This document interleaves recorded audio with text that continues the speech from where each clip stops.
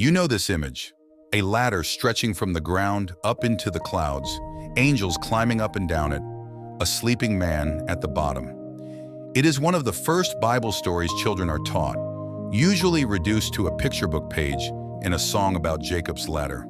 But here's what almost nobody tells you. That single dream, given to a desperate man alone in the wilderness, is not a children's story. It is the structural blueprint for the rest of the Bible. And Jesus eventually stands up and says, "That ladder was me." Start with where Jacob actually is. Genesis 28. He is not at home. He is running. He has just deceived his father and stolen his brother Esau's blessing, and Esau wants him dead. Jacob flees alone with nothing, and when the sun sets, he stops in an unnamed place because he simply has nowhere else to go. Genesis 28:11 says he took one of the stones of the place and put it under his head and lay down in that place to sleep. No tent, no family, a rock for a pillow. This is a man at the lowest, most isolated point of his life. And that is exactly where the vision comes. Genesis 28:12.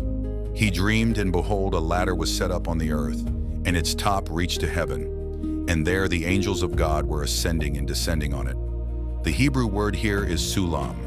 And here is the detail worth slowing down for. This word appears exactly once in the entire Old Testament. Right here, nowhere else. Scholars debate the precise structure it describes. Some link it to a stairway, others to the step towers of the ancient Near East. But the function is unmistakable. It is something fixed on the earth that reaches all the way to heaven, with constant movement between the two.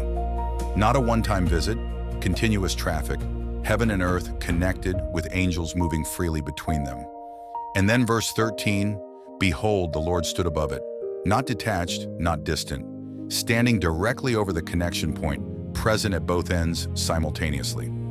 When Jacob wakes up, Genesis 28:16 and 17 records his reaction. "Surely the Lord is in this place, and I did not know it." How awesome is this place?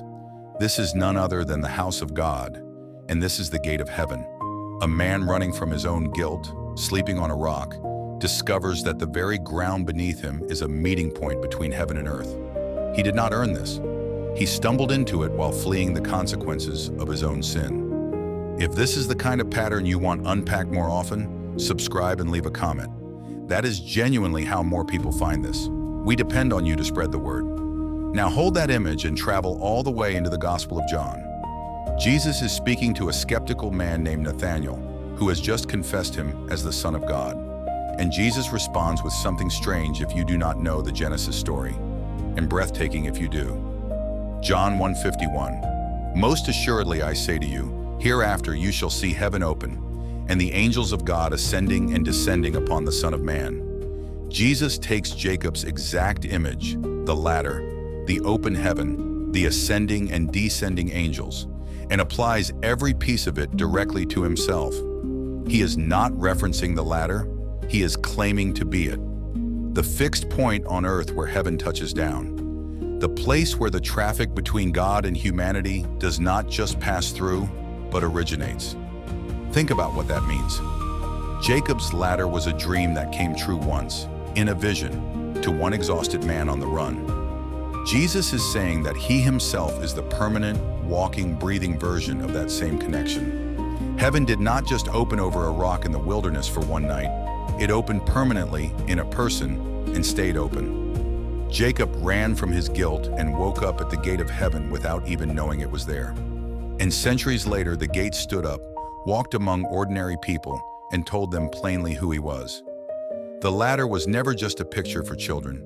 It was the first sketch of the incarnation, drawn on a man's lowest night, fulfilled completely in Christ.